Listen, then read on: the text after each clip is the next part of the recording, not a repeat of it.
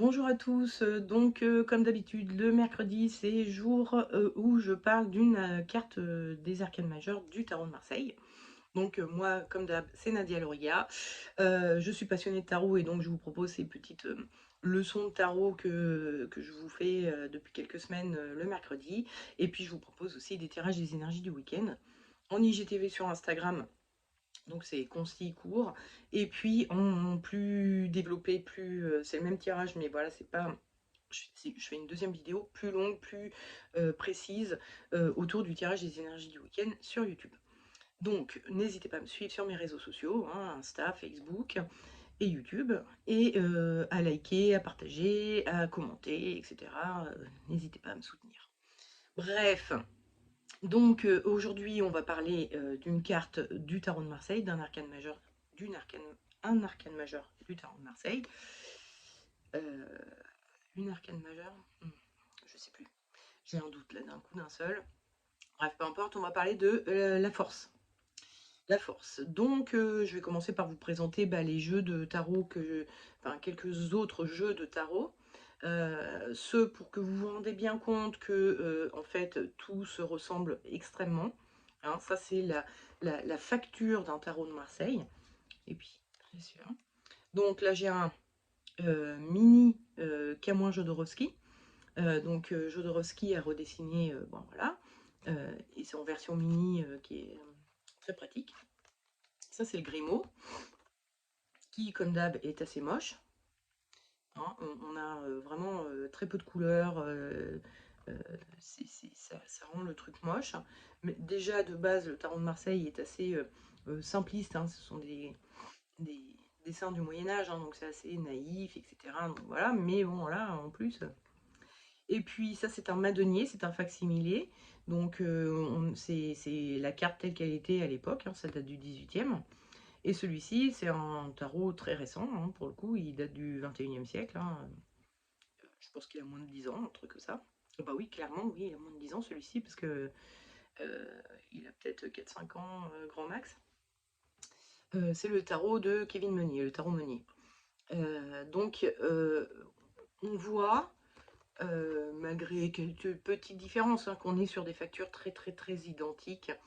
On est sur des personnages qui sont tous habillés pareil, qui ont le même chapeau, qui ont le même animal devant lui. Bon, hein, on est sur quelque chose d'assez cohérent. Et puis nous avons les jeux un peu différents, comme celui d'Oswald Wirth, le tarot des imagiers du Moyen-Âge d'Oswald Wirth, où il reprend évidemment la thématique du tarot de Marseille, mais en faisant quelque chose de beaucoup plus joli, déjà, pour commencer. Hein, on est plus moderne sur les dessins. Euh, et il ajoute quelques éléments, parfois. Bon, là, en l'occurrence, pas trop. Non, pas trop, en l'occurrence. Il y a vraiment euh, le lion. Bon, là, on est sûr que c'est un lion. Là, on est un peu moins sûr. Ah, mais même si on regarde un tarot ancien, on n'est pas tout à fait sûr que ce soit un lion. Hein, il a une tête qui pourrait faire penser à un lion, peut-être un loup, peut-être un ours, on ne sait pas trop. On peut imaginer ce qu'on veut en fait, c'est ça. Là, on peut moins imaginer ce qu'on veut, c'est vraiment un lion. On a du mal à voir une autre sorte d'animal, quoi, vu la crinière. Mais sinon, voilà, il a à peu près respecté voilà, hein, les codes, enfin les symboles plus exactement du tarot de Marseille. En l'occurrence, c'est pas toujours le cas avec Oswald Wirth. Des fois, il ajoute des petites choses en plus. Et puis, on a le Arthur Waite, le Rider-Waite Smith. C'est le jeu original. Donc, pareil, on voit clairement que c'est un lion. On voit que la position n'est pas tout à fait la même, hein, par rapport même au Wirth. Hein. La position du lion par rapport au personnage n'est pas tout à fait le même. Elle n'est même pas tournée dans le même sens. Et puis, on a ça là qui va remplacer ça. Alors, beaucoup de gens ont vu ça s'appelle un lemniscat, cette forme là, le symbole de l'infini. Et beaucoup de gens voient dans ce chapeau là un lemniscat. Et bon, d'un point de vue ésotérique, on va dire, Ça peut vouloir dire des choses, le côté infini, éternel, le côté où bah voilà, l'âme est éternelle par rapport au bon, le corps, lui, il ne l'est pas, mais l'âme l'est. Donc on est sur des notions de la force, c'est la force. Euh, euh, la force, c'est une des vertus cardinales, hein. Vous savez, on a 4 vertus cardinales. Bon, plus 3 qui ont été rajoutées par la chrétienté, mais celles-là, bon, on ne va pas les compter. On va parler des vertus cardinales qui existent depuis l'Antiquité. Il y a la prudence, il y a la tempérance, la force de l'âme, c'est pour ça, la force de l'âme, et la justice. Ces 4 vertus cardinales sont représentées dans le tarot. La prudence, elle est représentée, alors elle ne s'appelle pas la prudence, mais c'est quand même l'ermite qui va représenter le plus cette prudence. La, la tempérance, elle est représentée par tempérance. La force de l'âme est représentée par la force. Et puis la justice est représentée par la carte de la justice. Donc on est sur une des vertus cardinales et qui s'appelle la force de l'âme. Alors est-ce que c'est pour ça que Waite et tout le monde voit donc ce symbole de lemniscate et d'infini et de donc d'éternité qui est là. Bon. Toujours est-il que voilà. Hein, puis alors, on voit que par rapport voilà, hein, aux autres cartes, il a rajouté, bon, bah, ça c'est classique hein, chez Waite, il y a tout un décorum, hein, enfin tout un paysage à l'extérieur que l'on voit. Sinon, après, bon, les habits sont vraiment pas tout à fait pareils, il y a beaucoup de fleurs. Et puis, bah, elle a plus de chapeau, hein, du coup, elle a des fleurs hein, aussi, des espèces de branches, quoi, enfin, de branches et de baies et de fleurs, enfin, bon, bref, il y a tout ce truc qui va rajouter un peu de douceur à la force, hein, parce que c'est, on dit toujours, la force, c'est pas la force physique, hein, c'est une force de l'âme, c'est une force intérieure, c'est quelque chose, et puis c'est euh, parvenir à faire les choses, mais sans passer par une force physique, mais en passant par d'autres stratagèmes, quoi, un peu plus intelligents. Et puis, je vais vous montrer du coup les forces. Alors oui, petit rappel, la force est en 8 chez Waite, alors que c'est la 11 dans le tarot de Marseille et même dans le Vire, ça reste une 11. Parce que Waite a inversé la justice et la force dans son jeu. Et il a mis la force en 8 et la justice en 11. Donc là, normalement, à cette étape-là, on devrait avoir la justice pour les Waite, mais on a j'ai mis la 8 en 11 parce que c'était quand même plus simple de faire une vidéo sur la force que sur la 11. Sinon, ça nous aurait posé des problèmes. Mais bon, bref. Donc voilà, hein, on est sur du 8. Alors, voilà. On est sur du 8. Mais bon, hein, c'est Wade qui a fait un truc chelou. Bref, et donc on voit que sur les artistes modernes, hein, qui reprennent beaucoup le Rider-Waite, hein, qui est un jeu très édité, très refait, par beaucoup d'artistes modernes, vous en avez pour tous les goûts, donc c'est très pratique si vous voulez vous lancer dans le tarot et vous aimez pas trop les images moches du tarot de Marseille, et que vous dites j'aimerais bien avoir quelque chose de joli, et ben vous pouvez trouver des jeux assez jolis. Ils gardent en général les, les symboles qu'il y a, donc alors plutôt dans le Rider-Waite évidemment, hein. Donc on garde, voilà, hein, là il y a le Lemniscatella, on a le petit mouton et son lion, la petite jeune femme avec son lion. On garde les symboles qui sont là dans les petites fleurs, hein, les habits de fleurs, la couronne de fleurs, le lemniscat, est-ce que... Oui, il est là en fait, c'est ça, hein.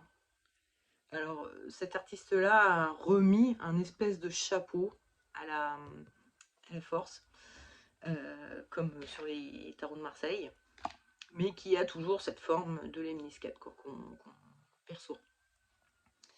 Donc voilà, et on voit bien dans ces deux jeux-là, mais comme dans celui-ci aussi, hein, il y a un côté très féminin, très doux. On perçoit bien le côté, c'est pas une force virile et physique et tout ça, hein, c'est une force qui est plus une force d'esprit, une force de l'âme, quoi. Vraiment, on est sur la vertu cardinale. Bien, passons aux interprétations qu'on peut en faire. Donc, avec le tarot de Marseille, où on voit donc une femme euh, qui a un animal euh, et dont elle ouvre la gueule. Euh, alors, première chose, elle ouvre la gueule de l'animal en le prenant par le dessous de la truffe, comme ça, et en lui rabattant la lèvre sur les dents. Ce qui fait que elle n'a besoin d'aucune force physique pour ouvrir la gueule du lion, puisque en attrapant par le naseau, ça fait très mal, donc on est obligé de suivre le mouvement. Et si elle replie la lèvre du lion sur les dents du lion, si c'est un lion, mais de l'animal du moins, il ne peut pas non plus mordre pour se dégager, parce que sinon il se fait mal à lui-même. Donc il est obligé de faire ce que lui demande la force, le personnage de la force, et d'ouvrir sa gueule. Donc, pardon, excusez-moi. Donc il y a ce côté, alors il y a déjà le côté grand savoir-faire, c'est quelqu'un qui maîtrise très bien son travail, qui sait très bien, qui a un grand savoir-faire et qui est capable d'ouvrir la gueule d'un lion comme ça, sans grands efforts. Il y a le côté aussi, donc évidemment, un peu stratégique, d'arriver à faire passer quelque chose, à faire quelque chose à quelqu'un, ou voilà, en y allant avec, comment dire, avec euh, ruse, ou en faisant les choses d'une façon que l'autre est obligé de suivre un petit peu. Je vais boire un coup d'eau parce que je commence à avoir la gorge qui me gratouille. Excusez-moi. Donc voilà, elle est dotée d'un grand savoir-faire, donc ça va parler des savoir-faire, de savoir-faire, et elle est euh, suffisamment fine pour arriver à ses fins sans rentrer dedans, en fait, sans y aller en mode voilà. Par ailleurs, on voit que donc elle est en train d'accomplir voilà sa tâche, et on voit qu'elle a le regard un peu perdu dans le vague. Elle regarde vraiment en mode et elle fait les trucs sans y réfléchir. Donc il y a un côté un peu mécanique. Donc ce qui rajoute à son savoir-faire, hein, donc elle fait les choses de façon très mécanique parce qu'elle sait tellement bien le faire qu'elle a même plus besoin d'y penser pour le faire. C'est pas du tout une débutante dans le truc. Mais il y a aussi ce côté, je m'ennuie un peu. Je fais les choses un peu de façon mécanique parce que je suis ailleurs ou parce que je m'ennuie. Il y a beaucoup si on parle de travail notamment, euh, il y a beaucoup de notions d'ennui. Là, j'ai fait le tour de mon poste, là, et ben, maintenant, je les fais un peu de façon mécanique, je sais très bien les faire, il n'y a aucun souci. Mais du coup, je suis plus très concentrée sur ce que je fais, tellement je les fais de façon mécanique. Voilà. Ensuite, on voit son pied. Alors, c'est un élément qu'on voit aussi, c'est pas un truc, un ajout de Kevin, hein, c'est vraiment un élément qui apparaît dans les anciens jeux de tarot. Et on voit que, alors, je sais pas si ça se voit bien sur celui-ci. Non, celle-ci on voit pas. Mais sur certains jeux, elle a 6 doigts de pied. Il y a un peu trop de doigts de pied, quoi. Et de toute façon, le simple fait de voir son pied nu posé sur la terre fait que c'est quelqu'un de très terrien. Et en plus, Kevin a rajouté chose que l'on voit sur certains jeux de tarot. Hein. Kevin Meunier a fait un tarot en prenant des éléments de plein de tarots anciens, comme celui-ci. Donc là, on la voit pas, la feuille, hein, à ma connaissance, non, elle n'y est pas. Elles n'y sont pas non plus sur le Grimaud ou le Jodorowsky. Mais ça existe sur certains tarots. Donc il y a vraiment ce côté très terrien, très terre à terre. On n'est pas forcément très... comment je cherche mon mot. très perché. Et pourtant, à son chapeau, on a des dents. Il y a un mental très acéré. Mais, donc le mental est très important, mais on est dans le concret, on est toujours dans le concret, on est dans le dur, dans la matière. C'est vraiment une carte qui va parler d'action, enfin, c'est pas trop oh là là, comment je me sens. Enfin, non, non, on est vraiment dans l'action, dans les choses qu'il faut faire. Dans la force, c'est quelque chose de très terrien, très terre à terre. Euh, on est aussi sur un personnage. Alors vous voyez, elle a vraiment quand même des très jolis habits. Elle a un chapeau à plumes. Elle a une belle coiffure. Elle a un grand décolleté.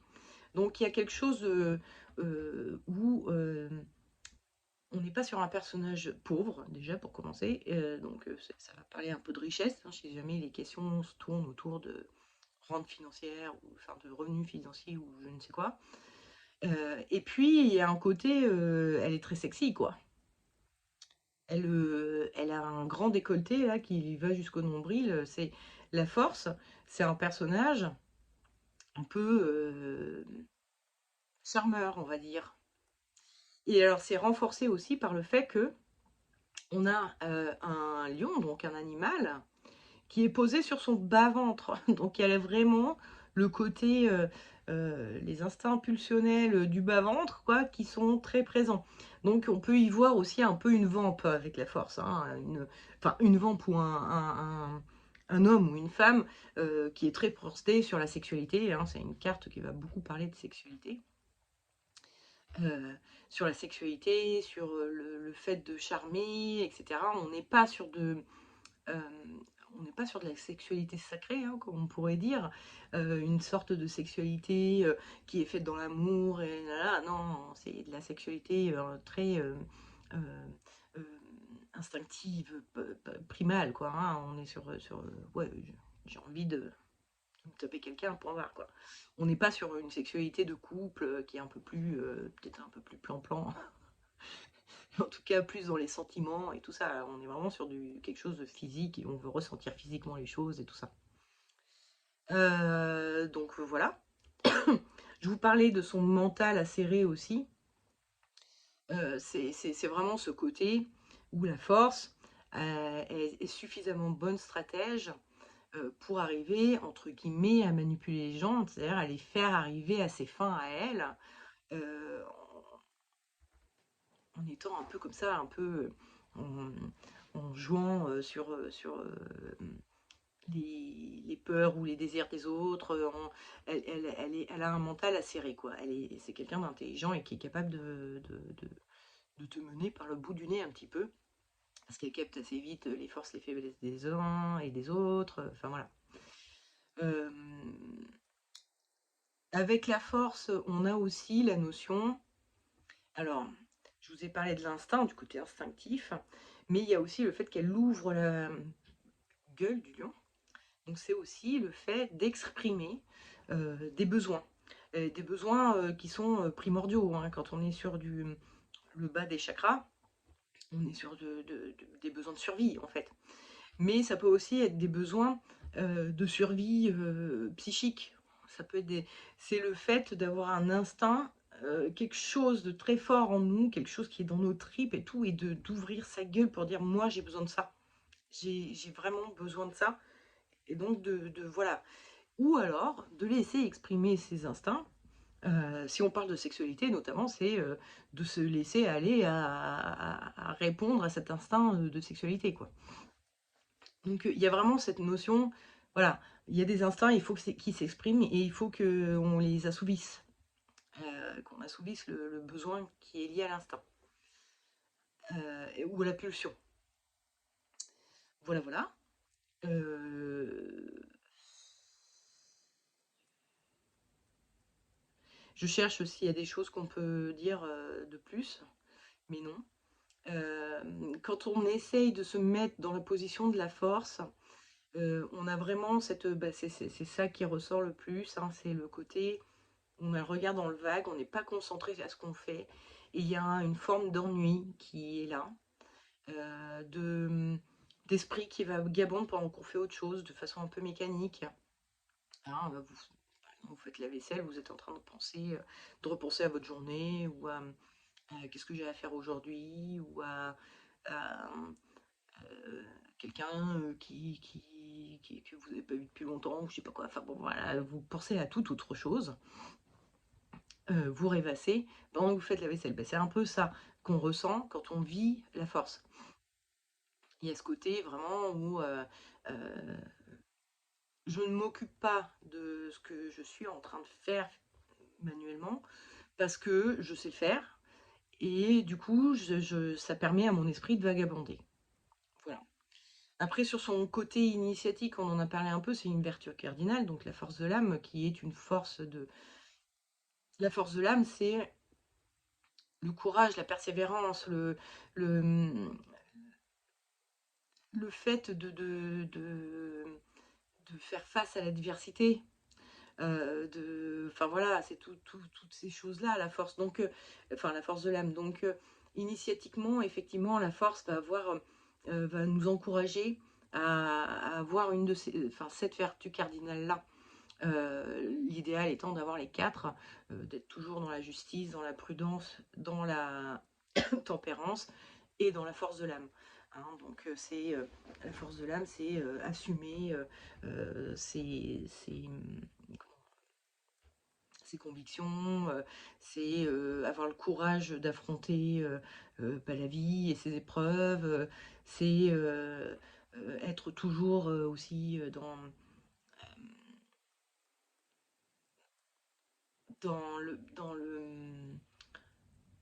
comment dire, dans le collectif, quoi. C'est-à-dire ne pas penser qu'à sa gueule, mais penser aussi aux autres et aux implications de nos actes par rapport aux autres. Voilà. Hein. L'aspect initiatique, c'est vraiment c'est ça, quoi. C'est cette vertu cardinale que le tarot, si on le suit d'un point de vue initiatique, nous encourage à, à intégrer en nous et à être un bon représentant de ce qu'est la force de l'âme dans notre vie de tous les jours, quoi. C'est ça. Après, ah oui, j'ai oublié de vous parler aussi, excusez-moi, mais le côté, si on regarde, si on se contente de regarder la carte, il y a un animal dessus, on peut penser à tous les métiers qui sont liés à l'animal, aux animaux ou à l'animal en général. On peut penser qu'est-ce qui serait bien pour moi, par exemple, et puis on vous sort cette carte-là, ça pourrait être, bah, ce serait peut-être pas si mal d'adopter un chien, ça te ferait peut-être du bien. Ou quel métier qu'il faudrait que je fasse, il faudrait que tu bosses avec les animaux, quoi, soit vétérinaire, soit dompteur de lions, je ne sais quoi. Bref, voilà, hein, ça peut parler des animaux, des instincts animaux, mais aussi des animaux en eux-mêmes et du travail ou des relations avec les animaux, etc. Puis voilà.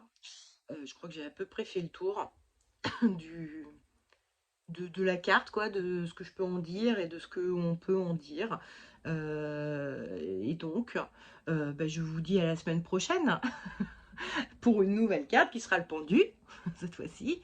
Donc voilà, bah écoutez, je vous souhaite une bonne fin de semaine et puis je vous dis à mercredi prochain pour le pendu. Ciao, bye!